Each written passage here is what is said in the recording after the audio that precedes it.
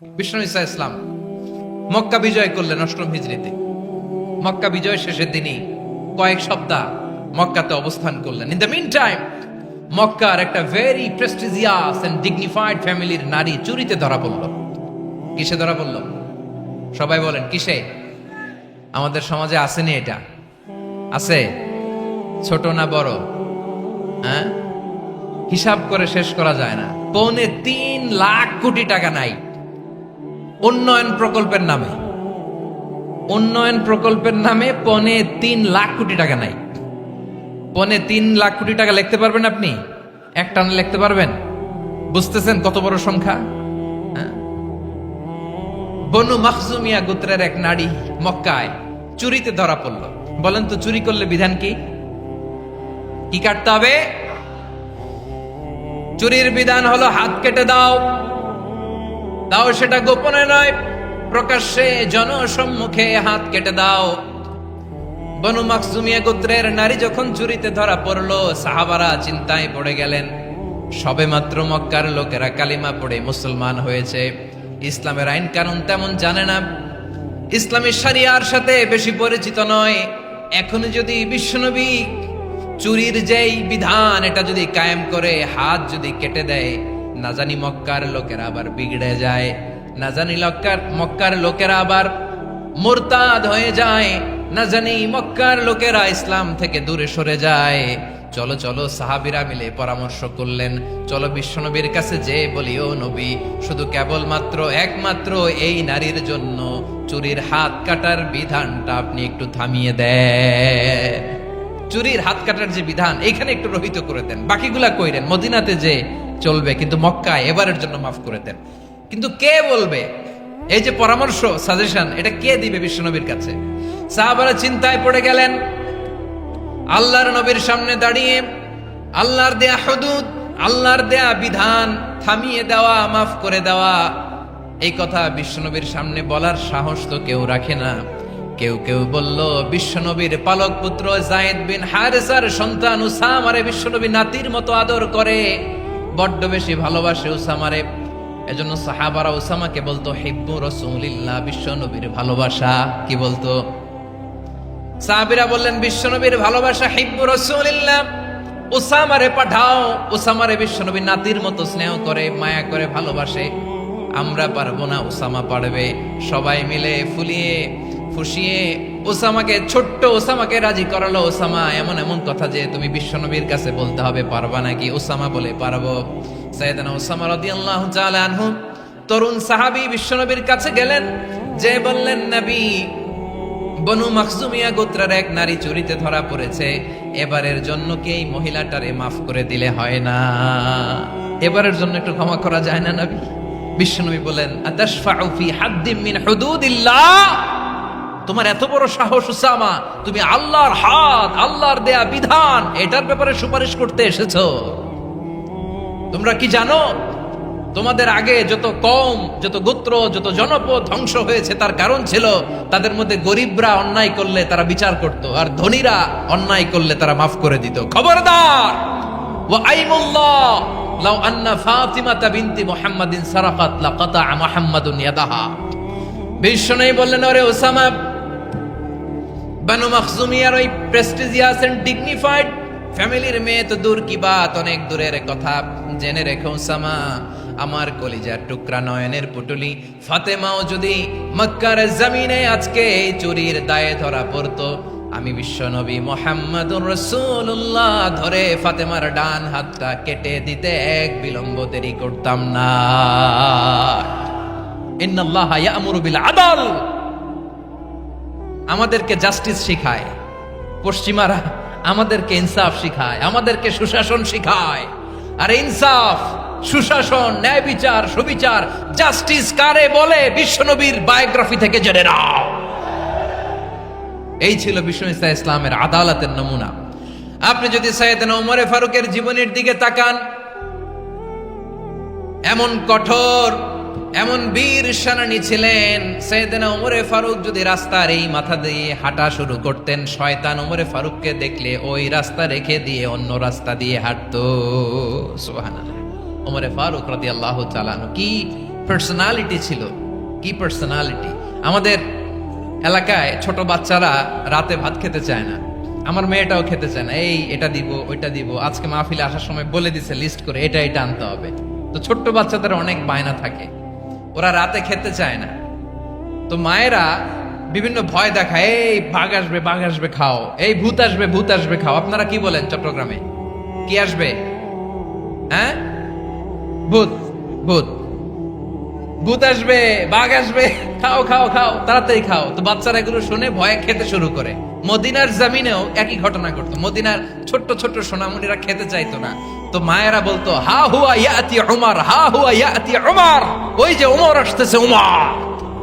ওমরে ফারুকের কথা শুনলে বাচ্চারা একেবারে ঠান্ডা। সুবহানাল্লাহ পড়বেন না? প্রভু তুমি বলেছ রাসূল দেবে না, বলনি দেবে না ওমর, বলনি দেবে না হামজা তারিক, খালিদ বিজয় সমর। প্রভু তুমি বলেছ রাসূল দেবে না, বলনি দেবে না ওমর, বলনি দেবে না হামজা তারিক, খালিদ বিজয় সমর। প্রভু তুমি বলেছ রাসূল দেবে না। আল্লাহু আকবার। ওমর ফারুক রাদিয়াল্লাহু তাআলা আনহু, ওনার কথা শুনলে গায়ের মধ্যে গুজবাম হয়, গায়ের পশমগুলো দাঁড়িয়ে যায়। সুবহানাল্লাহ বলেন। কি পার্সোনালিটি ছিল, কি ব্যক্তিত্ব ছিল! মুনাফিকরা ওমর ফারুককে জমের মতো ভয় পেতেন।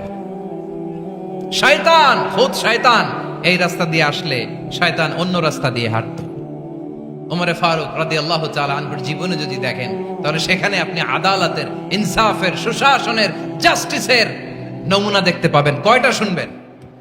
সাইয়েদনা ওমর ফারুকের রাদিয়াল্লাহু তাআলা আনহুর সন্তান আব্দুর রহমান মিশরে মদ খেয়ে মদ্যপ অবস্থায় ধরা পড়েছে। মদ খাওয়ার কারণে, মদ যদি কেউ পান করে আর যদি প্রমাণিত হয়, তার বিচার হলো 80 বেদ। আওয়াজ করে বলেন কয় বেদ? বাংলাদেশেও তো এই আইন আছে নাকি? বাংলাদেশে আছে? হ্যাঁ, মদ খাইলে 80 বেদ, এই আইন বাংলাদেশে চালু হোক। আমরা চাই কি চাই না? চাই সবাই। এজন্যই তো ইসলাম ভাল লাগে না। ইসলামকে ভাল লাগে না। ইসলামকে আউট করে রাখতে পারলেই তো এরকম বড় বড় বোতল খাওয়া যায়। একেবারে সহজ, পানির মতো সহজ, হিসাব একেবারে সহজ। ওমর ফারুক রাদিয়াল্লাহু তাআলা আনহুর ছেলে ভুল করে মদ পান করে ফেলেছিলেন। আব্দুর রহমান, ঘটনা ঘটেছে মিশরে। মিশরের গভর্নর তখন আমর ইবনুল আস রাদিয়াল্লাহু তাআলা আনহু। আব্দুর রহমানের ভাই যে গভর্নরকে বলল, গভর্নর যদি একটু দয়া করেন, খলিফার ছেলে আমার ভাই আব্দুর রহমান মদ্যপ অবস্থায় ধরা পড়েছে, জনসম্মুখে যদি আপনি বেত্রাঘাত করেন আমাদের প্রেস্টিজ থাকে না, যদি 80 বেত আপনি মারেন আমার কোনো কথা নাই, কিন্তু ঘরের ভেতরে মারেন। আব্দুর রহমানের ভাইয়ের সুপারিশ শুনে সাইয়েদনা আমর ইবনুল আস রাদিয়াল্লাহু তাআলা আনহু রাজি হয়ে গেলেন। ঘরের ভেতরে লোকচক্ষুর আড়ালে 80 বেত তিনি মানলেন। কিন্তু ঘটনাক্রমে এই কথা লুকিয়ে লুকিয়ে ঘরের ভেতরে 80 বেত মারার কথা সাইয়েদনা ওমর ফারুক মদিনা থেকে জানতে পারলেন। মদিনা থেকে তিনি ফরমান জারি করলেন, এই বিচার যেমনটি আমর ইবনুল আস আদায় করেছে, এটা প্রকৃতপক্ষে আদায় হয় নাই। আসো সবাই মদিনায় আসো, আমর ইবনুল আস মদিনায় আসো, আব্দুর রহমানও আসো, সবাই আসো, জনসম্মুখে এই বিচার কার্যকর করতে হবে। সাইয়েদনা ওমর ফারুক মসজিদে নববীর পিলারের মধ্যে নিজের ছেলেকে বাঁধলেন, আবার জনসম্মুখে 80টা বেত তার গায়ের মধ্যে মারলেন। মাজমুয়ে ফাতাওয়া ইবনে তাইমিয়া রাহিমাহুল্লাহ উনি এটা নকল করেছেন।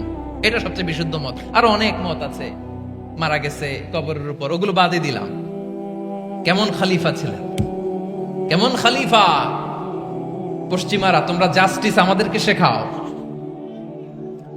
ইনসাফ কারে বলে, সুশাসন আমাদেরকে তোমরা শিখাও।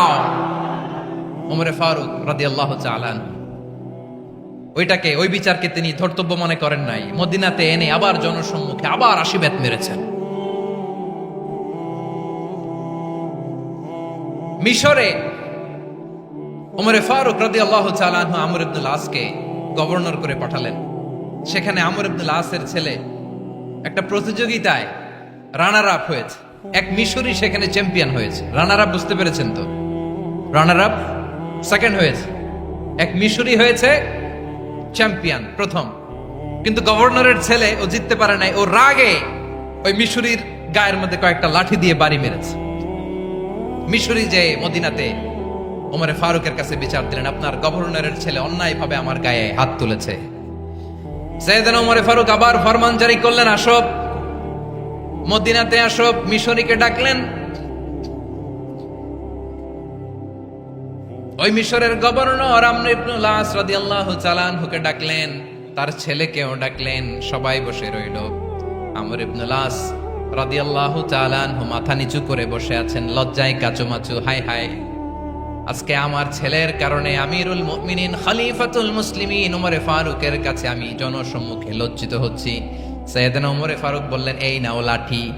গভর্নরের ছেলে তোমার মাথার মধ্যে যতগুলো বাড়ি মেরেছে, আজকে জনসম্মুখে তুমি অতগুলা বাড়ি মারো।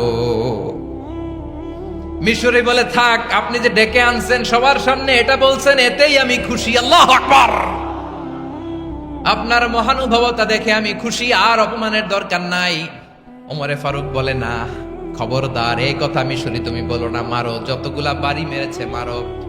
বাধ্য হয়ে মিশরি আমর ইবনুল আসের সামনে ওনার কলিজার টুকরা সন্তানের মাথার মধ্যে বাড়ি মারতে আরম্ভ করলেন।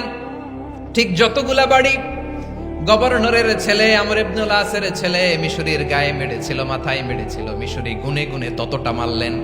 এই দৃশ্য দেখে ওমরে ফারুক রেগে মেগে আগুন, রাগের চোটে রাগ সামলাতে না পেরে, আর নিজেকে সামলাতে না পেরে মিশরিরে বললেন, ছেলেরে মারা শেষ হয়ে গেলে এবার বাবার টাক মাথার মধ্যে কয়েকটা বাড়ি মার।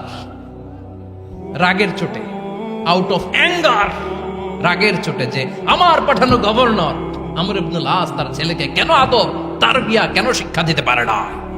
ছেলেরে মারা হইলে এবার আমর ইবনুল আসের মাথার মধ্যে দুইটা মারো। এটা রাগে বলেছেন, এটা শাস্তি হিসেবে না। সুবহানাল্লাহ পড়ে।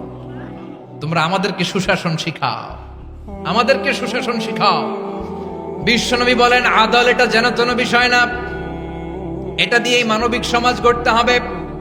আল্লাহ তাআলা কিয়ামতের কঠিন ময়দানে, যেদিন স্বামী স্ত্রীকে চিনবে না, স্ত্রী স্বামীকে দেখে পালিয়ে যাবে, বন্ধু বন্ধুরে চিনবে না, পীর সাহেব মুরিদরে চিনবে না, মুরিদ পীর সাহেবরে চিনবে না, দলের কর্মী তার নেতারে চিনবে না, নেতা তার কর্মীরে চিনবে না, বন্ধু বন্ধুরে দেখে পালাবে। এই কঠিন মুহূর্তে সূর্যটা মাথার কাছে চলে আসবে, জমিনটা তামার জমিন হবে, আজকের জমিনের মতো নয়। মানুষ ঘর্মাক্ত, ক্লান্ত, শ্রান্ত মাথার মগজগুলো কানের ছিদ্র আর নাকের ছিদ্র দিয়ে বেয়ে বেয়ে পড়বে। বিশ্বনবী ফরমান, কিয়ামতের ওই কঠিন ময়দানে 7 শ্রেণীর ব্যক্তিকে রব্বুল আলামিন তার আরশের নিচে ছায়া দিবেন। তার মধ্যে প্রথম শ্রেণীর ব্যক্তি হলো ইমামুন আদিল। ইমামুন আদিল, ন্যায়পরায়ণ শাসক, যে ইনসাফের সাথে বিচার করে, যে জাস্টিস সমাজে সার্ভ করে, যে সুশাসন নিশ্চিত করে, ওই ইমামুন আদিল। আদিল শব্দটা বুঝছেন না? ইন্নাল্লাহা ইয়া'মুরু বিল আদল, পাইছেন? আদিল। 7 শ্রেণীর ব্যক্তিকে আল্লাহ তাআলা সুশীতল আরশের নিচে ছায়া দিবেন, যেদিন তার দেয়া ছায়া ছাড়া কোনো ছায়া থাকবে না। এর প্রথম হচ্ছে ইমামুন আদিল, ন্যায়পরায়ণ শাসক। চিল্লায় বলেন সুবহানাল্লাহ। আবার বিশ্বনবী বললেন, ইন্নাল মুকসিতিনা ইনদাল্লাহি আলা মানাবিরা মিন নূর আন ইয়ামিনির রহমান। কিয়ামতের দিন যারা ন্যায়পরায়ণ হিসেবে আল্লাহর সামনে দাঁড়াবে, কিয়ামতের দিন রব্বুল আলামিন তার আরশের ডান দিকে ওই ন্যায়পরায়ণ লোকদের জন্য আরশের ডান দিকে একটা নূরের মিম্বারে তাদেরকে বসার সুযোগ করে দিবে। আল্লাহর আরশের ডান দিকে ন্যায়পরায়ণ লোকদের জন্য আল্লাহ তাআলা নূরের মিম্বার বানাবে। 4 কেন কথা মনে করেছেন? আল আদাল, জাস্টিস। ইন্নাল্লাহা ইয়া'মুরু বিল আদল। আল্লাহ তাআলা এই আদালতের নির্দেশনা দেয়, সুবিচার, সুশাসন। প্রিয় ভাইয়েরা, এটা আমরা বাংলাদেশে চাই কি চাই না? এই যে অরাজকতা, এই যে অন্যায়, এই যে জুলুম, এই যে ইনকনসিস্টেন্সি সমাজের অসঙ্গতির প্রধান কারণ জাস্টিস নাই, সুবিচার নাই, সুশাসন নাই। শেষবারের মতো আওয়াজ করে বলেন তো, আমরা বাংলাদেশে আদল চাই কি চাই না? তাহলে প্রথম নির্দেশনা শেষ। আল্লাহ তাআলা তোমাদেরকে আদলের আদেশ দেন। এরপরে আল্লাহ বললেন, আমি তোমাদেরকে ইহসানের আদেশ দেই। ইন্নাল্লাহা ইয়া'মুরু বিল আদলি ওয়াল ইহসান। আমি তোমাদেরকে যেমনি আদলের নির্দেশনা দেই, তেমনি ভাবে তোমাদেরকে ইহসানের নির্দেশনা দেই। ইহসান, আওয়াজ করে সবাই বলেন তো ইহসান। সবাই বলেননি, সবাই বললে এতটুকু আওয়াজ হবে আমি বিশ্বাস করি না। আওয়াজ করে বলুন আল ইহসান। ইহসান মানে কারো প্রতি সফট হার্টেড হওয়া, মহানুভব হওয়া, অনুগ্রহ পরায়ণ হওয়া, অনুগ্রহশীল হওয়া, একে অপরের প্রতি দয়াদ্র হওয়া। একে অপরের প্রতি দয়াদ্র অনুগ্রহশীল হওয়া ছাড়া মানবিক সমাজ কশিনকালেও গঠন করা সম্ভব না। প্রিয় ভাইয়েরা, সুন্দর আচরণ দিয়ে, ইহসান দিয়ে যা জয় করা যায়, নরম আচরণ দিয়ে যেটা অর্জন করা যায়, কঠোরতা দিয়ে সেটা পারা যায় না। বিষ্ণু ঈসা ইসলাম ইহসান দিয়ে, কোমল আচরণ দিয়ে, তার অনুগ্রহ দিয়ে তিনি অনেক কাফিরের হৃদয়কে জয় করে ফেলেছেন। সাইয়েদনা সুমামা ইবনে উসাল রাদিয়াল্লাহু তাআলা আনহুর কথা মনে পড়ে যায়। তিনি ছিলেন ইয়ামামার বাদশা। মদিনাতে বিশ্বনবীকে হত্যা করার নিয়তে এসেছিলেন। গোপনে গোপনে বিশ্বনবীকে হত্যা করে আবার ইয়ামামাতে তিনি ফিরে যাবেন।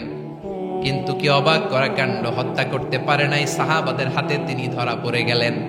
সাইয়েদনা সুমামা ইবনে উসাল রাদিয়াল্লাহু তাআলা আনহু হত্যার নিয়তে আসলেন, কিন্তু হত্যা করতে পারলেন না। সাহাবারা ওনাকে ধরে ফেললেন, ধরে মসজিদে নববীর পিলারের মধ্যে বেঁধে রাখলেন। সুমামা ইবনে উসাল, সিরাত থেকে শোনেন, সিরাত থেকে শোনাচ্ছি রাদিয়াল্লাহু তাআলা আনহু ইয়ামামার অধিপতি ছিলেন। ইয়ামামা বিশ্বনবীকে হত্যার জন্য আসছেন, ধরা পড়ে গেছেন, এখন মসজিদে নববীতে বেঁধে রাখছে, তার মানে বন্দী। এখন স্ট্যাটাস কি? বন্দী, ক্যাপটিভ। বিষ্ণু ঈসা ইসলাম সাহাবাদেরকে বললেন, তার খোঁজ খবর নিও, সুমামা ইবনে উসালের খোঁজ খবর নিও। সাহাবারা বলেন, ইয়া রাসূলুল্লাহ, আপনাকে হত্যা করতে এসেছে, তার তো কঠিন ক্যাপিটাল পানিশমেন্ট হওয়া দরকার, কঠিন শাস্তি হওয়া দরকার। বিশ্বনবী বললেন, না, আমি যেটা জানি তোমরা সেটা জানো না, তোমরা সুমামার সাথে ভালো আচরণ করো। বিশ্বনবী সুমামার কাছে গেলেন। প্রথম দিন যে তিনি কালেমার দাওয়াত দিলেন, ইমানের দাওয়াত দিলেন, ইসলামের দাওয়াত দিলেন, রিসালাতের দাওয়াত দিলেন, আখিরাতের দাওয়াত দিলেন। পরের দিন যে বিশ্বনবী সালাতের দাওয়াত দিলেন, যাকাতের দাওয়াত দিলেন, ইসলাম কি, কিভাবে, কেমন করে পালন করতে হয় চমৎকার আর্টিকুলেট করতে শুরু করলেন। তন্ময় হয়ে সুমামা ইবনে উসাল রাদিয়াল্লাহু তাআলা আনহু বিশ্বনবীর কথাগুলো শুনতে আরম্ভ করলো। একদিন নয়, দুই দিন নয়, টানা 3 দিন বিশ্বনবী সুমামার কাছে ইসলামকে প্রেজেন্ট করেছেন, উপস্থাপন করেছেন। আওয়াজ করে বলেন, কয় দিন? 3 দিন। 3 দিন মসজিদে নববীতে বাধা। আর সাহাবীদেরকে বললেন, তার খোঁজ খবর নিও, তোমরা যে রুটি বানাও এর মধ্যে সবচেয়ে ভালো আটার রুটিটা তারে দিও, সবচেয়ে রিফাইন্ড খেজুর, যেটা পিওর খেজুর, এটা তারে দিও। আর বিশ্বনবী নিজের উট থেকে দুধ দহন করে ওনার বাড়ির এক কর্মচারীকে বলেছেন, দুধ দহন করে সুমামার জন্য নিয়ে যেও। সুবহানাল্লাহ পড়বেন না? সবাই তো অবাক, ইয়ামামা থেকে আসছে নবীকে হত্যা করতে, বিশ্বনবী দেখে তারে জামাই আদর করে, তাকে মজার মজার খাবার দিও, দুধ দিও, আদর আপ্যায়ন করো। একদিন নয়, 2 দিন নয়, টানা 3 দিন বিশ্বনবী এভাবে সুমামার কাছে যেয়ে যেয়ে ইসলামকে প্রেজেন্ট করতে আরম্ভ করলেন, ইসলামকে উপস্থাপন করতে শুরু করলেন। আর তাকে চমৎকার এন্টারটেইনমেন্ট, আপ্যায়ন দিতে আরম্ভ করলেন। টানা 3 দিন যখন ইসলামের দ্য বিউটিজ অফ ইসলাম, ইসলামের সুমহান বাণী, সৌন্দর্য তার কাছে উপস্থাপন শেষ, তাকে আপ্যায়ন শেষ, বিশ্বনবী বললেন সাহাবাদেরকে, যাও এবার সুমামার হাতের পায়ের রশি দুটো খুলে দাও। তারা বললেন, ইয়া রাসূলুল্লাহ, কি বলেন আপনি? ও তো হত্যাকারী, সুযোগ পায় নাই, আপনারে মারতে পারে নাই, ছেড়ে দিলে আবার ও আপনার উপর তলোয়ার নিয়ে ঝাঁপিয়ে পড়বে। নবী, এই সিদ্ধান্ত আপনি নিতে যাবেন না। বিশ্বনবী বললেন, যেটা বলেছি সেটা করো, সুমামার রশিগুলো ছেড়ে দাও, সুমামার হাতে পায়ের রশিগুলো যে তোমরা খুলে দাও। সাহাবারা তর্ক জুড়ে দিলেন, লা ইয়া রাসূলুল্লাহ, এমনটা করবেন না, তো ভয়ঙ্কর, ভয়ঙ্কর খুনি, কি জানি কি হয়ে যায়। বিশ্বনবী বললেন, না, তার হাতে পায়ের রশিগুলো খুলে দাও। সাহাবারা বিশ্বনবীর কথা মতো তার হাতে পায়ের রশিগুলো খুলে দিল। সুমামা মুহূর্তের মধ্যে মসজিদে নববী থেকে বের হয়ে ইয়ামামায় ফিরে না যে মসজিদে নববীর পাশে একটা খেজুর বাগান ছিল সেখানে চলে গেলেন। সেখানে একটা ছোট্ট কুয়া ছিল, কুয়ার পানি দিয়ে তিনি গোসল করলেন। সুবহানাল্লাহ পড়েন। কুয়ার পানি দিয়ে গোসল করে মসজিদে নববীর সামনে এসে বিশ্বনবী এবং সাহাবাদের সামনে দাঁড়িয়ে সাব্বাবা উঁচু করে বললেন, আশহাদু আল্লা ইলাহা ইল্লাল্লাহ ওয়া আশহাদু আন্না মুহাম্মাদান আবদুহু ওয়া রাসূলুহু। আল্লাহু আকবার। আমি সাক্ষ্য দিচ্ছি আল্লাহ ছাড়া কোনো ইলাহ নাই, আর মুহাম্মদ আল্লাহ তাআলার প্রেরিত বান্দা এবং রাসূল। প্রিয় ভাইয়েরা, ইহসান দিয়ে যা জয় করা যায়, কঠোরতা দিয়ে সেটা কঠিনকালেও জয় করা যায় না। আওয়াজ করে বলেন ঠিক কি না? এবার সুমামা দাঁড়িয়ে বলে, ওগো নবী, আমি তো কালিমা পড়ে মুসলমান হয়ে গেলাম, এবার শোনেন, এই মুহূর্তের আগে আপনার চেহারার চাইতে নিকৃষ্ট কোনো চেহারা আমার কাছে ছিল না, কিন্তু শাহাদা পাঠ করার পরে আপনার চেহারার চাইতে উত্তম শ্রেষ্ঠ কোনো চেহারা আমার কাছে আর নাই। ও নবী, আজকের দিনের আগে ইসলাম ধর্মের চেয়ে নিকৃষ্ট অপছন্দনীয় কোনো ধর্ম আমার কাছে ছিল না, কিন্তু এই মুহূর্ত থেকে ইসলামের চেয়ে সেরা শ্রেষ্ঠ পছন্দনীয় কোনো ধর্ম আমার কাছে নাই। নবী গো, আজকের দিনের আগে মদিনার চাইতে অপছন্দনীয় নিকৃষ্ট কোনো শহর আমার কাছে ছিল না, কিন্তু এই মুহূর্তের পর থেকে মদিনার চাইতে কোনো শ্রেষ্ঠ শহর আমার জানা নাই। সে ছিল গমের বড় ডিলার, গম বেচতো। কি বেচতো? তার গম কিনে মক্কার লোকেরা রুটি খাইতো। সে ঘোষণা দিল, আজকে থেকে মক্কাবাসীদের জন্য সব গম আমি হারাম করে দিলাম, মক্কাবাসী এখন না খেয়ে মরে। সুবহানাল্লাহ পড়বেন না? মক্কাবাসী বিশ্বনবীর কাছে আসলেন, এসে বললেন, মুহাম্মদ, আমরা তো তোমার ভাই, তোমার চাচা, তোমার ভাতিজা, তোমার আত্মীয়, তুমি সুমামারে বলো সে যেন আবার গমের সাপ্লাই মক্কার জন্য অনুমতি দিয়ে দেয়। বিশ্বনবীর অনুমতি ক্রমে সুমামা আবার মক্কাতে গম পাঠাতে শুরু করলো। পড়েন সুবহানাল্লাহ। ইহসান, ইহসান দিয়ে আপনি যেটা জয় করতে পারবেন, you can win the heart of your enemies. ইহসান দিয়ে আপনি আপনার শত্রুর হৃদয়কে জয় করতে পারবেন। আওয়াজ করে বলেন ঠিক কি না? এজন্য আল্লাহ বললেন, ওয়া আনফিকু ফি সাবিলিল্লাহি ওয়া লা তুলকু বিআইদিকুম ইলাত তাহলুকা ওয়া আহসিনু ইন্নাল্লাহা ইউহিব্বুল মুহসিনিন। তোমরা আল্লাহর রাস্তায় দান করবে আর নিজেরা নিজেদেরকে ধ্বংসের হাতে ঠেলে দিও না। তোমরা একে অপরের প্রতি ইহসান করবে, কারণ ইহসানকারীদেরকে আল্লাহ বড্ড ভালোবাসেন। সুবহানাল্লাহ পড়েন। আবার সূরা রহমানে আল্লাহ বললেন, হাল জাযাউল ইহসানি ইল্লাল ইহসান ফাবিআইয়ি আলা। সবাই পড়েন, ফাবিআইয়ি আলাই রাব্বিকুমা তুকাযযিবান। ইহসানের প্রতিদান হিসেবে ইহসানি হয়। বিশ্বনবী সুমামার প্রতি যেমন ইহসান করেছেন, সুমামাও ঠিক তেমন ইহসান ফিরিয়ে দিয়েছে। ঠিক কিনা বলেন? তাহলে এক নম্বরে হচ্ছে আদ, ন্যায় বিচার। দুই নম্বরে সবাই বলেন ইহসান, সদাচরণ। ইহসান দুই ধরনের প্রিয় ভাইরা, ইহসান ফিল ইবাদা, ইহসান ফিল মুআমালা। ইহসান ফিল ইবাদা হচ্ছে একাগ্র অনুভবে ইবাদতে ডুব দেওয়া, এর নাম ইবাদতের ইহসান। সুবহানাল্লাহ পড়ে। বিশ্বনবী বলেন ইহসান মানে কি জানো নাকি? হাদিসে জিবরিলে সাইয়েদনা জিবরিল আলাইহিস সালাম বিশ্বনবীকে বললেন, আখবিরনি আনিল ইহসান। নবী আমাদেরকে বলেন ইহসান মানে কি? বিশ্বনবী বললেন, আনতা আবুদাল্লাহা কাআন্নাকা তারাহু ফাইন লাম তাকুন তারাহু ফাইন্নাহু ইয়ারাক। ইহসান মানে হলো এমন ভাবে তুমি আল্লাহর সামনে নিজেকে উজাড় করে ইবাদত করবে, তুমি ভাববে তুমি আল্লাহকে দেখতে পাচ্ছ।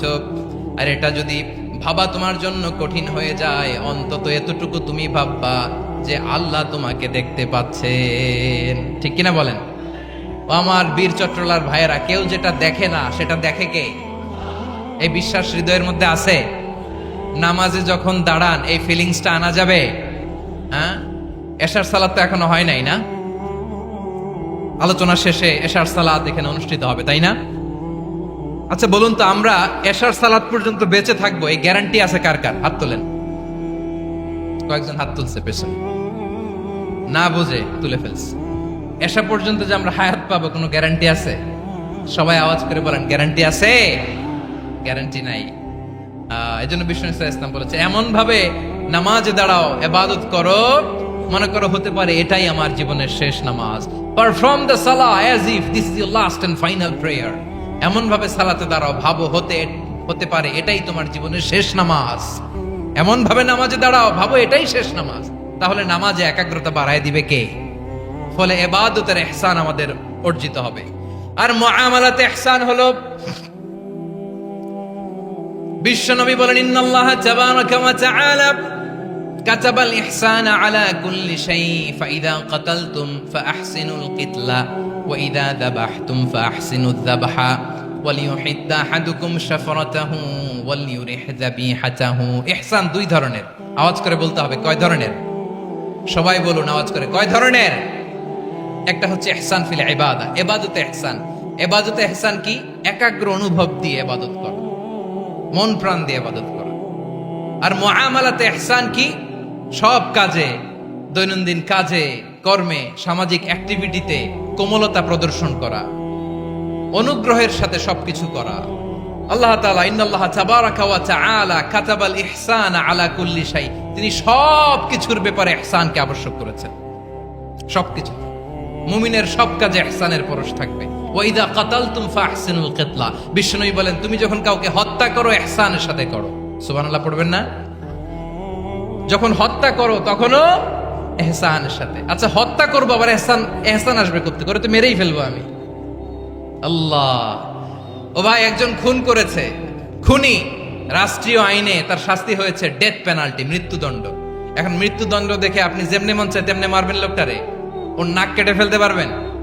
ওর কান কাটতে পারবেন? ওর চোখ উপড়ে ফেলতে পারবেন আপনি? যেমন মন চায় তার অঙ্গহানি করা যাবে না। ইহসানের সাথে তাকে হত্যা করো।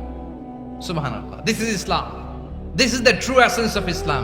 ওয়া ইযা যাবাহতুম ফাহসিনুয যাবহা, যখন জবাই করবে তখনও ইহসানের সাথে জবাই করো। করব জবাই, ওইখানেও নাকি ইহসান। আচ্ছা কুরবানির দিন আমরা পশুগুলোরে কি করি বলেন সবাই আওয়াজ করে?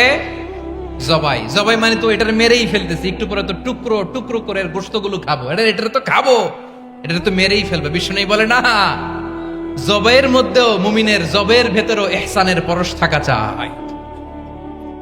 যখন জবাই করবে প্রাণীটাকে হাত পা টাইট করে বেঁধে নাও, ছুরিটাকে শার্পেন করে নাও, ধারালো করে নাও, যাতে অল্প সময়ে জবাইটা হয়ে যায়, প্রাণীটা যাতে কম কষ্ট পায়। সুবহানাল্লাহ পড়ে। দিস ইজ কল্ড ইহসান। ইহসান আল্লাহ তাআলা যেমনি আদলের আদেশ করেছেন, ন্যায় বিচার, জাস্টিস এনশিওর করতে বলেছেন, সমাজে ইহসানের ব্যবহার, ইহসানের অনুশীলন তিনি করতে বলেছেন। এজন্য মুমিনের প্রতিটি কাজে, আমার চট্টগ্রামের ভাইয়েরা আমার দিকে তাকান, খেয়াল করে শুনুন, মুমিন জীবনের প্রতিটি কাজে ইহসানের পরশ থাকা চাই। আমরা যেন আমাদের পরিবারের প্রতি ইহসান করি, আমরা যেন আমাদের কর্মচারীদের প্রতি ইহসান করি, আমরা যেন আমাদের কলিগদের প্রতি ইহসান করি, আমরা যেন আমাদের ভাইদের প্রতি ইহসান করি। মুমিন জীবনের প্রতি কাজে ইহসানের পরশ থাকার দরকার আছে না নাই? কথা বুঝতে পেরেছেন? তাহলে আল্লাহ তাআলার তিনটা আদেশ ছিল, কয়টা গেল? ভুলে গেছে, ভুলে গেছে চট্টগ্রাম। তিনটা আদেশের মধ্যে কয়টা বললাম? প্রথমে কি ছিল? আদল। 2 নম্বরে, 3 নম্বরে রব্বুল আলামিন বললেন ওয়া ইতা ইদিল কুরবা, নিকটাত্মীয়দেরকে দান করো। নিকট আত্মীয়দেরকে দাও, যারা তোমাদের ব্লাড কানেকশনের আত্মীয় তাদেরকে তোমরা দাও। এখানে জেনারেলি বললেন দাও, কি দিব সেটা তিনি এখানে বলেন নাই, সেটা তিনি সূরাতুল ইসরার মধ্যে বলেছেন। আল্লাহ বলেন ওয়া আতিযাল কুরবা হাক্কাহ, নিকট আত্মীয়দেরকে তাদের অধিকার, তাদের প্রাপ্য তোমরা বুঝিয়ে দাও। দেখেন, একটা শান্তির সমাজ, একটা সমৃদ্ধ সমাজ, একটা মানবিক সমাজ গঠনের জন্য আল্লাহ তাআলা বেশি না, মাত্র 3টা অর্ডার, 3টা ভার্ডিক্ট তিনি জারি করেছেন। 1 নাম্বার সুশাসন, ন্যায় বিচার। 2 নাম্বার ইহসান। 3 নাম্বার নিকটাত্মীয়, যারা কাছের, তোমার ভেরি ক্লোজ রিলেশনশিপে আছে, তাদেরকে দাও। দাও, দিলে বাড়িয়ে দেয় কে? অনেকে দিতে চায় না, কৃপণতা করে। দিলে বাড়ায় দেয় কে? ও মিয়া, মদিনার মধ্যে সবচাইতে গরিব সাহাবী ছিল বেলাল রাদিয়াল্লাহু তাআলা আনহু। ওনার এন্টায়ার অ্যাসেট, সম্পদের পরিমাণ কতদূর জানেন? একটা লুঙ্গি। বেলাল রাদিয়াল্লাহু তাআলা আনহু, ওনার টোটাল ওয়েলথের এস্টিমেশন হচ্ছে মাত্র একটা লুঙ্গি।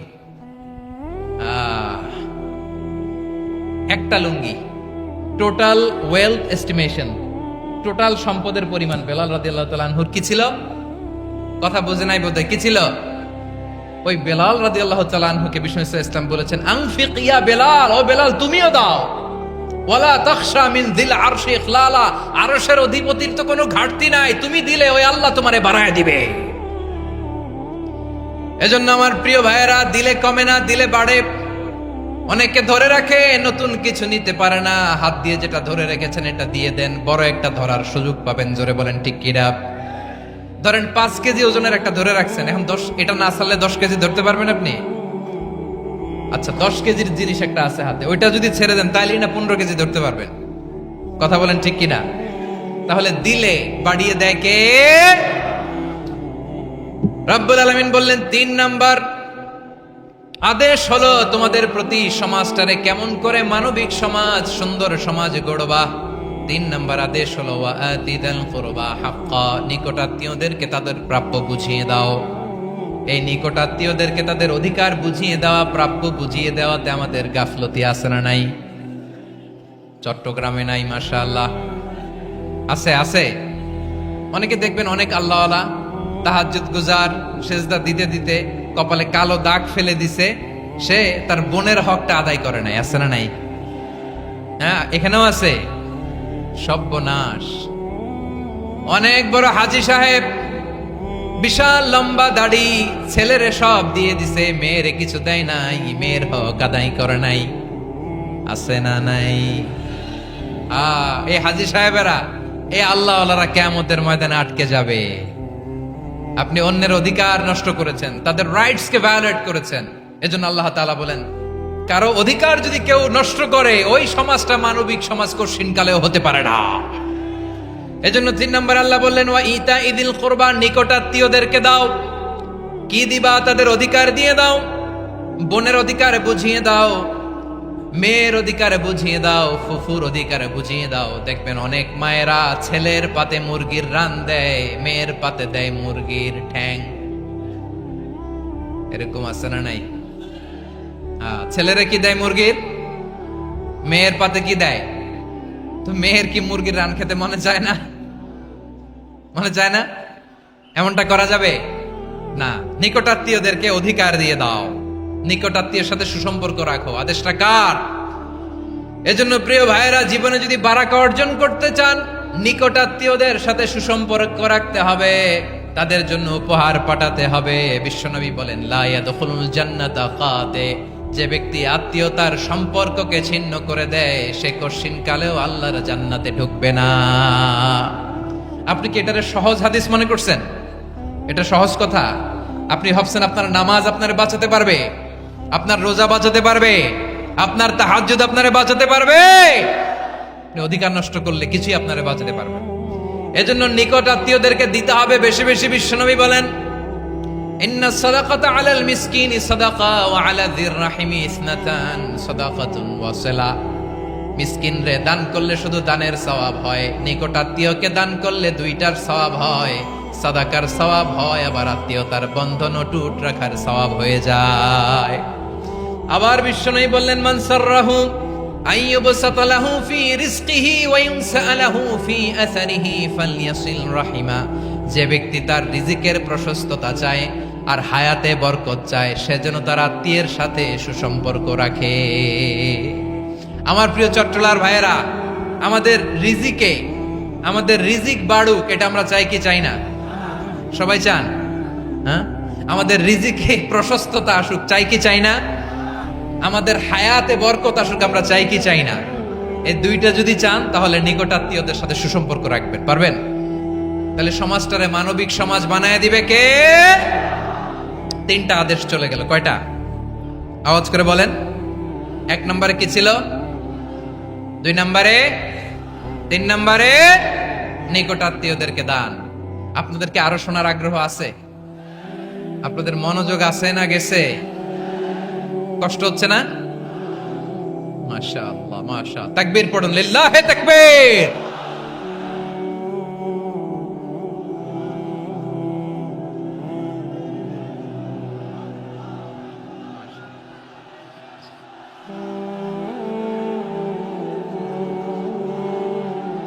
আমার প্রিয় ভাইয়েরা, আল্লাহ তাআলা তিনটা জিনিসের যেমনি আদেশ করেছেন, অনুরূপভাবে তিনটা বিষয় তিনি বারণ করেছেন, নিষেধ করেছেন। ওগুলোর কাছেও যাওয়া যাবে।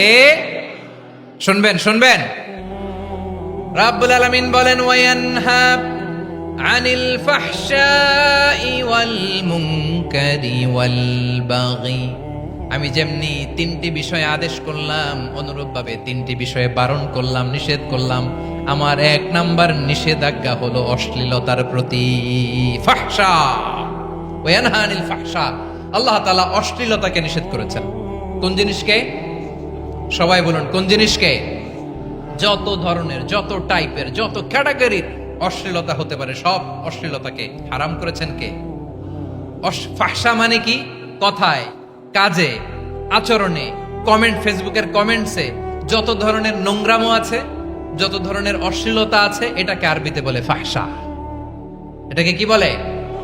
রাব্বুল আলামিন বলেন, কুল ইন্নামা হাররামা রাব্বিয়াল ফাওয়াহিশা মা যাহারা মিনহা ওয়া মা বাতান। ও নবী, আপনি বলে দেন, আমার রব প্রকাশ্য, অপ্রকাশ্য, স্পষ্ট কিংবা অস্পষ্ট, দৃশ্যমান কিংবা অদৃশ্যমান সব অশ্লীলতাকে হারাম করেছেন। সব ধরনের অশ্লীলতা হারাম, সব ধরনের। আল্লাহ তাআলা আমাদেরকে অশ্লীলতা থেকে বাঁচায়, অশ্লীলতা থেকে তিনি আমাদেরকে হেফাজত করুক। পড়েন আমিন। এবার বলেন, আমাদের সমাজে অশ্লীলতা আছে না নাই? চট্টগ্রামে নাই? আমি কই নাই, ওনারা বলে আছে। দেখছেন, আমি সামহাও বাঁচায় দেওয়ার ট্রাই করতেছি, ওনারা বলে আছে। অশ্লীলতা নানা ভাবে, নানা নামে, নানা মোড়কে আমাদের সমাজে আছে না নাই? সংস্কৃতির নামে, ফ্যাশনের নামে, বিনোদনের নামে, উপন্যাসের নামে, কনসার্টের নামে অশ্লীলতা আছে না নাই? আপনি দেখেছেন কনসার্টগুলোর অবস্থা? এই যে আতিফ আসলাম যে আসছে আমাদের দেশে, তারপর কে আসছে? আমাদের তরুণ তরুণীরা, আমাদের যুবক যুবতীরা, আমাদের জেনজিরা। কি অবস্থা ওইখানে? হ্যাঁ, কি অবস্থা? কে বাঁচাবে ওদের? কে রক্ষা করবে ওদের ইমানের, ওদের চরিত্রের হেফাজতের গ্যারান্টি কে দিবে? কনসার্টের নামে অশ্লীলতা আছে না নাই? ছেলে মেয়ে একে অপরকে জড়ায় ধরতেছে, একে অপরকে চুমু খাচ্ছে, প্রকাশ্যে, দিবালোকে, গণমানুষের সামনে। আল্লাহ তাআলা এই অশ্লীলতা থেকে আমাদেরকে বেঁচে থাকতে বলেছেন, বেঁচে থাকতে বলেছেন। রূপালী জগতের নামে অশ্লীলতা আছে না নাই? এই টার্মটা আপনারা জানেন না? রূপালী জগৎ কি জগৎ? আসলে কি রূপালী জগৎ না অন্ধকার জগৎ? আমার বোনেরা, আপনাদেরকে যে কি বলে তারা বুঝায়, রূপালী জগৎ শুনেই আপনি ভরকে যাবেন না। রূপালী জগতে যে নারী যত বেশি উলঙ্গ, সে নাকি তত বেশি সাহসী। জানেন, বলে এটা একটা সাহসী নারী, খুব সাহসী পদক্ষেপ তার। যত বেশি শরীর থেকে কাপড় নামাতে পারবে, যত বেশি বস্ত্রহীন হয়ে নিজেকে প্রেজেন্ট করতে পারবে, সে নাকি তত বেশি সাহসী। আমার চট্টলার ভাইয়েরা, শয়তানের প্রথমে এজেন্ডা ছিল বনি আদমকে বস্ত্রহীন করা। সে আদম এবং হাওয়া আলাইহিস সালামকে নিষিদ্ধ গাছের ফল খাইয়ে তাদেরকে বস্ত্রহীন করেছে। এই জামিনেও সে আমাদেরকে বস্ত্রহীন করতে চাইবে। এই রূপালী জগতের নামে তারা এটা করে। আমার প্রিয় বোনেরা, আপনি জানেন না আপনার দাম কত। ওরা আপনাদেরকে বিজ্ঞাপনের সস্তা পণ্য বানাতে চায়। ওরা আপনাদেরকে ওদের ভোগের লিপসার টুলস বানাতে চায়। ওরা আপনাদেরকে দিয়ে ওদের খায়েশ পূরণ করতে চায়। এটা আপনাদের জন্য মোটেও ডিগনিটি নয়, এটা আপনাদের জন্য সম্মান নয়। আপনার সম্মান শালীনতায়, আপনার সম্মান হেজাবে, আপনার সম্মান ভদ্রতায়, আপনার সম্মান আপনার ডিসেন্ট পোশাকে। পোশাক বলে দেয় এই নারীটা ভদ্র না অভদ্র, পোশাক বলে দেয় এই মেয়েটা কোন ঘরের মেয়ে। আওয়াজ করে বলেন ঠিক কিনা? আপনি জানেন না আপনারা সস্তা পণ্য বানায়, ভোগের পণ্য, বিলবোর্ডে আপনাকে উলঙ্গ করে উপস্থাপন করে। এই অশ্লীলতার সাথে ইসলামের কোনো সম্পর্ক। এজন্য আল্লাহ বলেন আমি অশ্লীলতাকে হারাম করেছি। অশ্লীলতাকে হারাম করার প্রথম কারণ হলো এর মাধ্যমে মানবতাকে অপমানিত করা হয়। কারণ মানুষের সম্মান মানুষের পোশাকে। মানুষ যখন পোশাকহীন হয়ে যায়, বস্ত্রহীন হয়ে যায়, তার সম্মান কমে যায়, ঠিক কিনা? অশ্লীলতাকে হারাম করার প্রথম কারণ হচ্ছে মানুষ মানুষকে অপমান করে। একটা নারী, সে তো সম্মানিত, নারী যে কত সম্মানিত নারীর এটা বুঝেই নাই। বিশ্বনবী বলেন আর দুনিয়া কুল্লুহা মাতা ওয়া খায়রু মাতা'আদ দুনিয়াল মারআতুস সালিহা। আমার বোনেরা, 5টা প্যান্ডেলে আপনারা এলইডিতে আমার আলোচনা শুনছেন, আমি জানি। আপনাদের এই গর্ভ যে কত দামি আপনি জানেন না। আপনার পেট থেকেই আসবে আগামী দিনের সালাহুদ্দিন আল আইয়ুবী। আপনার পেট থেকেই আসবে অনাগত দিনের ইমাম মাহদী আল মুনতাযর। আপনার পেট থেকেই আসবে অনাগত দিনের ফয়সাল, ওয়াসিম, মুগ্ধ, আবু সাইদের মতো বীর যোদ্ধা।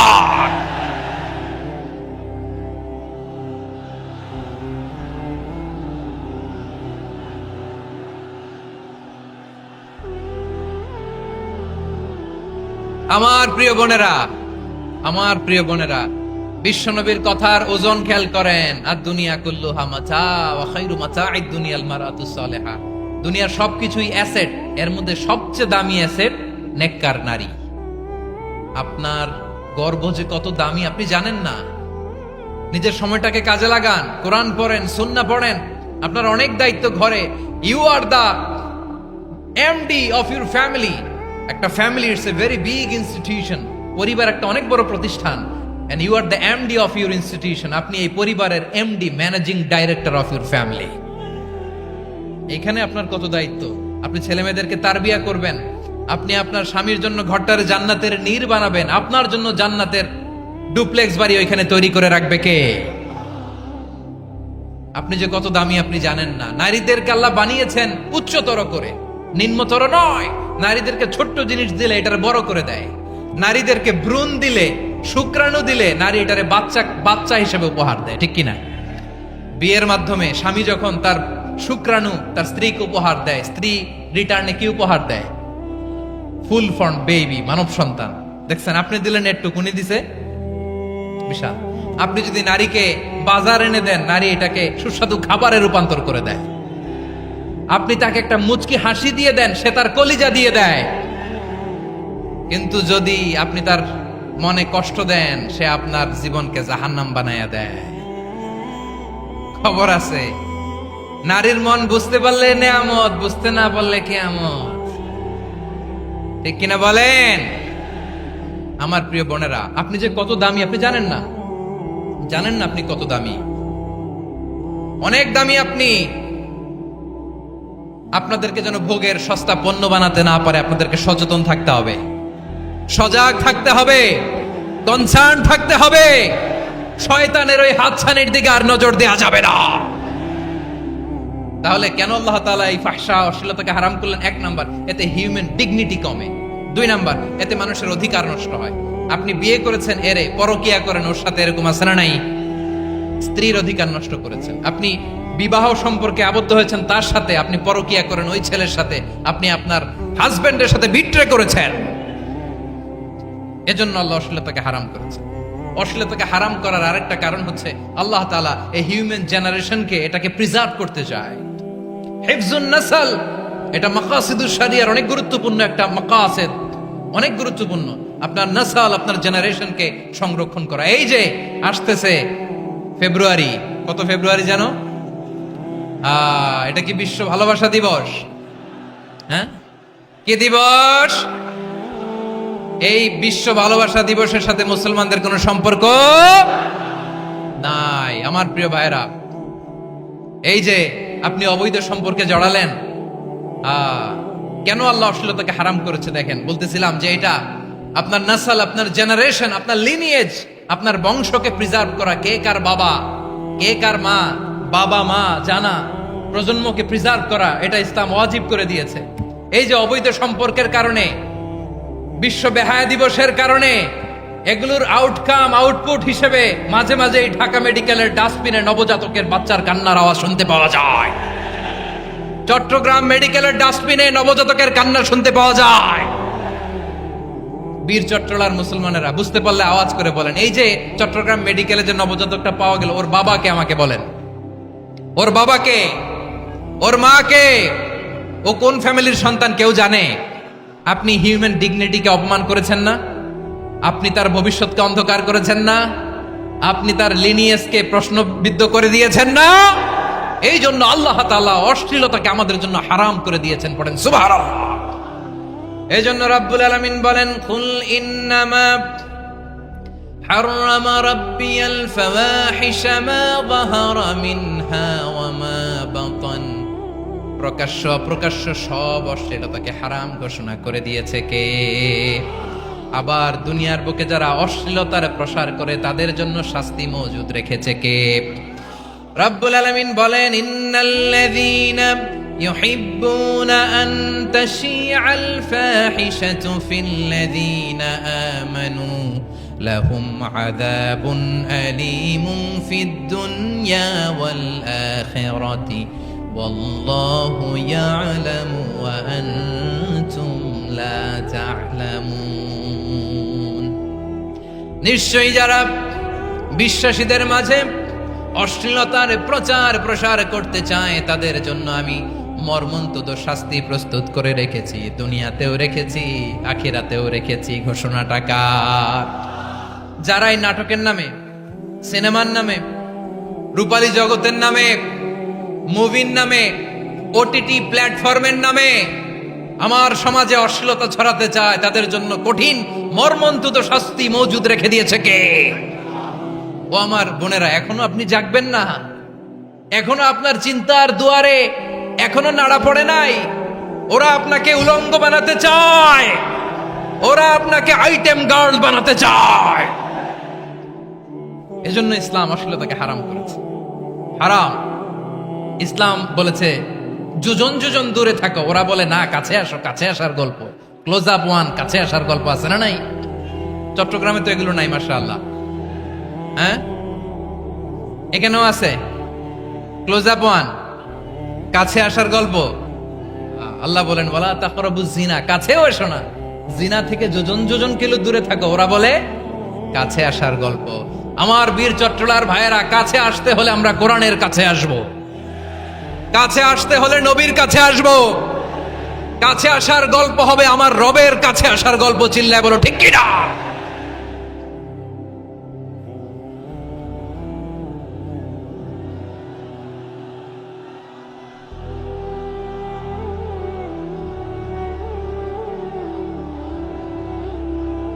বসুন বসুন আমার ভাইয়েরা। তাহলে অশ্লীলতার সাথে আমাদের কোনো সম্পর্ক? সবাই বলতে পারেননি, আওয়াজ করে বলুন, অশ্লীলতার সাথে আমাদের কোনো সম্পর্ক? আমরা এই সমস্ত ক্লোজ আপ ওয়ান, কাছে আসার গল্পের প্রোগ্রামে যাব? আমরা কোন ধরনের অশ্লীল কন্টেন্ট সোশ্যাল মিডিয়ায়, টিভিতে দেখব? দেখতে নারী, সুস্থ নারী, আসলেই সে দিব্যি একজন নারী, বলে আমি মনে মনে পুরুষ। সবচেয়ে ভয়ঙ্কর অশ্লীলতার সবচাইতে লেটেস্ট ভার্সন হচ্ছে এই ট্রান্সজেন্ডারিজম। সুস্থ পুরুষ তার বায়োলজিক্যাল গ্রোথকে হরমোন দিয়ে স্টপ করে দিয়ে সে সার্জারি করে নারী হতে চায়, সুস্থ নারী পুরুষ হতে চায়। পুরুষ পুরুষের প্রতি সেক্সুয়ালি আকর্ষণ বোধ করে। এটা লূত আলাইহিস সালামের কওমের মধ্যে ছিল। এটাকেও আল্লাহ কোরআনে ফাহিশা বলেছেন। ওয়ালুতান ইয ক্বালা লিকওমিহি আতাতুনাল ফাহিশাতা মা সাবাকাকুম বিহা মিন আহাদিম মিনাল আলামিন। লূত আলাইহিস সালাম বললেন, তোমরা কি এমন এক অশ্লীল কার্যক্রমে ডুব দিলে নাকি যেটা গোটা বিশ্বের কেউ কখনো করে নাই, তোমরাই প্রথম করেছো। পড়েন নাউযুবিল্লাহ। এই পশ্চিমের এই রোগ আমার দেশে যেন আসতে না পারে, আমাদের সজাগ থাকতে হবে প্রিয় ভাইরা। চিল্লায় বলেন ঠিক কিনা? পশ্চিমের অবস্থা ভয়ঙ্কর। পাশ্চাত্যে আমি যুক্তরাষ্ট্রে ছিলাম অনেকদিন, কয়েক মাস, বিভিন্ন স্টেটে ঘুরেছি। গার্ডিয়ানরা উদ্বিগ্ন, ছেলে মেয়েদেরকে, ছোট্ট ছেলে মেয়ে, ওদেরকে জিজ্ঞেস করে, তুমি how do you feel right now inside yourself, তুমি ভিতরে ভিতরে কেমন ফিল করো, তোমার কি ছেলে ছেলে লাগে না মেয়ে মেয়ে লাগে? আচ্ছা বলেন, এই ছোট্ট বাচ্চাটা ওকে এগুলো জেন্ডার অ্যাসাইনমেন্ট বলতে এগুলো কিছু বুঝে? এইভাবে মিসগাইড করা হচ্ছে। কৌতূহল বশত ছোট্ট ছেলে যদি বলে আমার তো মেয়ে মেয়ে লাগে, তখন বলে যে না তুমি মেয়ে, ছেলে না। মা বাবা বাধা দিলে ওকে আলাদা গভর্নমেন্ট হাউসে নিয়ে যাবে। ভয়ঙ্করতম অবস্থা। আমরা একটা সময়ে শুনতাম যে হুজুর আমার ছেলেটা খুব ভালো, হাফেজে কোরআন, আল্লাহওয়ালা। হুজুর আমার ছেলে দাড়ি রাখছে, আল্লাহওয়ালা। হুজুর আমার ছেলে 5 ওয়াক্ত সালাত জামাতের সাথে পড়ে, তার মানে আল্লাহওয়ালা। পশ্চিমে যে আমি কি শুনছি জানেন? ওরা বলে হুজুর আমার ছেলেটা ইউনিভার্সিটির একটা মেয়ের সাথে প্রেম করে, ও খুব আল্লাহওয়ালা, হুজুর দোয়া করবেন। এর কারণ ওদের কাছে আল্লাহওয়ালার ক্রাইটেরিয়া হচ্ছে হুজুর আমার ছেলেটা আরেক ছেলের পছন্দ করে নাই, আমার মেয়েটা আরেক মেয়েকে ভালোবাসে নাই, এজন্য আমার ছেলেটা আল্লাহওয়ালা, হুজুর ওর জন্য একটু দোয়া করে দিয়েন। কি চ্যালেঞ্জ ওরা ফেস করতেছে। ওনার ছেলে যে আরেক ছেলেরে বিয়ে করবে না, এটাতেই উনি খুশি যে আলহামদুলিল্লাহ আমার ছেলেটা একটা মেয়েরে ভালোবাসে, আমার মেয়েটা একটা ছেলেরে ভালোবাসে, মানে এটা খুব আল্লাহওয়ালা। নাউজুবিল্লাহ পড়তে পারলেন না? এজন্য অশ্লীলতার সাথে আমাদের কোনো সম্পর্ক। রব্বুল আলামিন বলেন ওয়ায়ানহা আনিল ফাহশাই ওয়াল মুনকারি ওয়াল বাগি, তিনটা জিনিসকে আমি নিষিদ্ধ করলাম। এক নাম্বার হলো ফাহশা, অশ্লীলতা। 2 নম্বরে হলো মুনকারের সমস্ত মন্দ কাজ। আপনাদের মনোযোগ আছে না? শেষ করে দিব? আর 2-1 মিনিট শুনবেন? আচ্ছা বলি তাহলে, আর 2-1 মিনিট। তাহলে নিষেধাজ্ঞা জারি করেছেন 3টা জিনিসের উপর। 1 নাম্বার কি? ফাহশা, অশ্লীলতা। 2 নাম্বার মুনকার। মুনকার মানে হচ্ছে যত মন্দ কাজ, খারাপ কাজ, বাজে কাজ, এটার বলে মুনকার। এটার কি বলে? আপনারা পড়ছেন না তা'মুরুনা বিল মা'রুফি ওয়া তানহাউনা আনিল মুনকার। ভালো কাজের আদেশ, সৎ কাজের আদেশ, অসৎ কাজের নিষেধ। মুনকার, মুনকার হচ্ছে মানুষের স্বাভাবিক বিবেকবোধ যেটাকে খারাপ বলে, ওইটাই মুনকার। পৃথিবীর সব আসমানি গ্রন্থ যেটাকে খারাপ বলেছে, মানুষের স্বাভাবিক বিবেকবোধ যেটাকে খারাপ বলেছে, এগুলো সব মুনকার। যেমন ইফটিজিং, এটা কি ভালো না খারাপ? মজুদদারি, খাদ্যে ভেজাল দেওয়া, ওজনে কম দেওয়া, মাছে ফরমালিন মিশানো, চাঁদাবাজি, টেন্ডারবাজি, দখলবাজি, এগুলো আমাদের স্বাভাবিক বিবেকেই বলে এগুলো খারাপ, এগুলো হচ্ছে মুনকার। আল্লাহ তাআলা এই মুনকার থেকে আমাদেরকে বেঁচে থাকতে বলেন, আর শয়তান এই মুনকারের প্রতি আমাদেরকে উদ্বুদ্ধ করে। আল্লাহ তাআলা বললেন ইয়া আইয়ুহাল্লাযীনা আমানু লা তাত্তাবিউ খুতুওয়াতিশ শাইতান ফাইন ওয়া মান ইয়াত্তাবি' খুতুওয়াতিশ শাইতানি ফাইন্নাহু ইয়া'মুরু বিল ফাহশাই ওয়াল মুনকার। আল্লাহ বললেন আমার গোলামেরা শোনো শোনো, ও আমার বিশ্বাসী বান্দারা খবরদার, তোমরা কশিনকালেও শয়তানের পদাঙ্ক অনুসরণ করবে না, কারণ শয়তান তোমাদেরকে অশ্লীলতা এবং মন্দ কাজের দিকে উদ্বুদ্ধ করে। আমাদের কাজ হচ্ছে শয়তান আমাদেরকে যেদিকে নিতে চায় আমরা তার উল্টা দিকে যাব, ঠিক কিনা বলে? শয়তান এই মন্দ কাজকে আমাদের কাছে বিউটিফাই করে, চাকচিক্যময় করে আমাদের সামনে উপস্থাপন করে।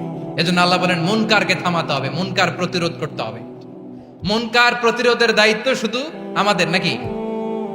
শুধু আপনার খতিব সাহেবের, ইমাম সাহেবের, নাকি মুসলিম উম্মার সবার? আওয়াজ করে বলুন, মুনকার অসৎ কাজ প্রতিরোধের দায়িত্ব কার?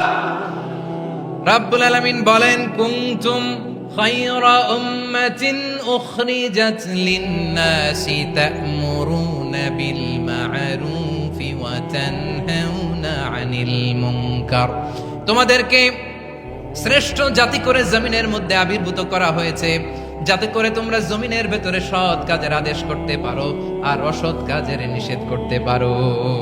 উম্মাহ কুনতুম খায়রা, তাহলে গোটা উম্মার দায়িত্ব, এটা বুঝতে পারছেন তো? আচ্ছা আরো নিচে আসেন। এরপরে আল্লাহ বললেন শুধু উম্মাহ না, এই জমিনের রাজত্ব আমি যাদের হাতে দেই, এই জমিনের মালিক আমি যাদেরকে বানিয়ে দেই, যাদেরকে আমি সরকারের দায়িত্ব দেই, তাদেরকেও মুনকার প্রতিরোধের দায়িত্ব দিয়েছে কে? আল্লাহ বলেন যারা ক্ষমতার মসনদে বসেছে তাদেরকে 4 দফা কর্মসূচি আমি আল্লাহ দিলাম। আওয়াজ করে বলেন কয় দফা? আল্লাহ বলেন আল্লাযীনা ইম্মাক্কান্নাহুম ফিল আরদি আকামুস সালাতা ওয়া আতাউজ যাকাতা ওয়া আমারু বিল মা'রুফি ওয়া নাহাউ আনিল মুনকার ওয়ালিল্লাহি আকিবাতুল উমুর।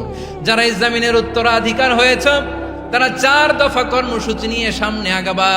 সালাত কায়েম করবা, যাকাত আদায় করবা, সৎ কাজের আদেশ দিবা, অসৎ কাজ থেকে মুনকার প্রতিরোধ করবা। আদেশটা কার? আমার প্রিয় চট্টলার ভাইরা, পুরো উম্মার দায়িত্ব মুনকার প্রতিরোধ করা, সরকার প্রধানের দায়িত্ব মুনকার প্রতিরোধ করা। এরপর আল্লাহ বলেন প্রতিটা ফ্যামিলির যিনি প্রধান সিইও বাবা, প্রত্যেক বাবারও দায়িত্ব এই মুনকার প্রতিরোধ করা। আওয়াজ করে বলেন ঠিক কিনা? যেমনটি সাইয়েদনা লুকমান আলাইহিস সালাম ওনার কলিজার টুকরা সন্তানকে আদেশ করেছেন, ইয়া বুনাইয়া আকিমিস সালাতা ওয়া'মুর বিল মা'রুফি ওয়ানহা আনিল মুনকার। পড়েন সুবহানাল্লাহ। বাবা ছেলেকে সবক দিচ্ছে। কে সবক দিচ্ছে? কাকে? লুকমান আলাইহিস সালাম ছেলেকে বলতেছে, ওরে আমার কলিজার টুকরা সন্তান, ওরে আমার বাছা, নামাজ কায়েম করবা, সৎ কাজের আদেশ দিবা, আর মুনকার প্রতিরোধ করবা, অসৎ কাজ, সমাজ থেকে খারাপ কাজকে ঝেঁটে বিদায় করে দিবা। তাহলে দেখেন আমি স্টেপ বাই স্টেপ নামলাম। পুরা উম্মার দায়িত্ব, জমিনের উত্তরাধিকারী আল্লাহ যাদেরকে বানিয়েছেন সরকার, তাদের দায়িত্ব, প্রতিটি ফ্যামিলির প্রধানের দায়িত্ব। এরপরে বিশ্বনবী বলেন সচেতন প্রতিটি মুসলিমের দায়িত্ব সমাজ থেকে মুনকারকে উৎখাত করা। বিশ্বনবী বলেছেন মান রাআ মিনকুম মুনকারান ফালিয়ুগাইয়িরহু বিয়াদিহি ফাইন লাম ইয়াস্তাতি ফাবিলিসানিহি ওয়া ইন লাম ইয়াস্তাতি ফাবিকলবিহি ওয়া যালিকা আযআফুল ঈমান। সমাজে যে মুনকার দেখবে, খারাপ কাজ দেখবে, সেজন্য হাত দিয়ে সেটাকে থামায়। কি দিয়ে? আপনাদের তো হাত নাই না? হাত আছে, হাত আছে। ওরা যেই হাত দিয়ে অন্যায় করে ওইটা প্রতিরোধের জন্য আমাদেরও হাত আছে না নাই? থামাতে হবে, থামাতে হবে।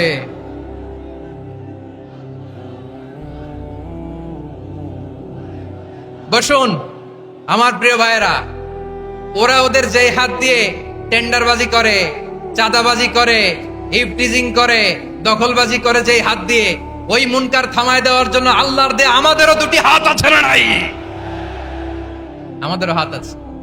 থামাইতে হবে, থামাইতে হবে, হিম্মত করতে হবে।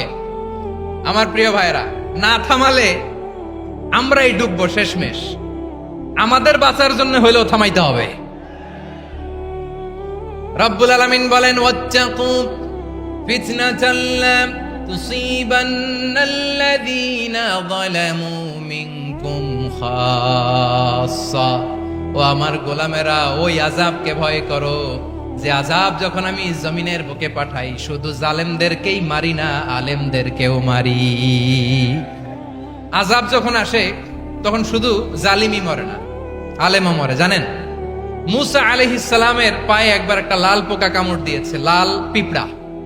লাল পিঁপড়া কামড় দিলে খুব আরাম লাগে না? কি লাগে? হ্যাঁ, জ্বলে না? লাল একটা পিঁপড়া কামড় দিছে, তো উনি রেগে মেগে পাশি দেখে লাল পিঁপড়ার বাসা, পা দিয়ে ডলে মুছে সবগুলো পিঁপড়া মেরে ফেলছে।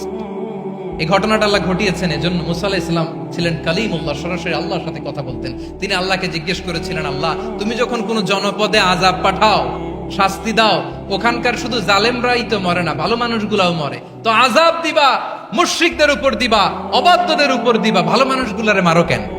আল্লাহ বললেন, মুসা তোমার যে কামড় দিছিল পায়ের মধ্যে পিঁপড়া, কয়টা পিঁপড়া? জোরে বলেন। একটা পিঁপড়া, তো সবগুলারে মারলা কেন? রেগে মেগে পুরো পিঁপড়ার বাসা ভেঙে মেসাকার করলা কেন? এই মুসা, আমি যখন অ্যাকশনে যাই, আমি যখন শাস্তি দেই, তখন এত বাস বিচার করা হয় না, বাস বিচার করা যায় না। যখন অ্যাকশনে যাওয়া হয় ওইটা ডাইরেক্ট অ্যাকশন হয়ে যায়। চিল্লায় বলো ঠিক কি না?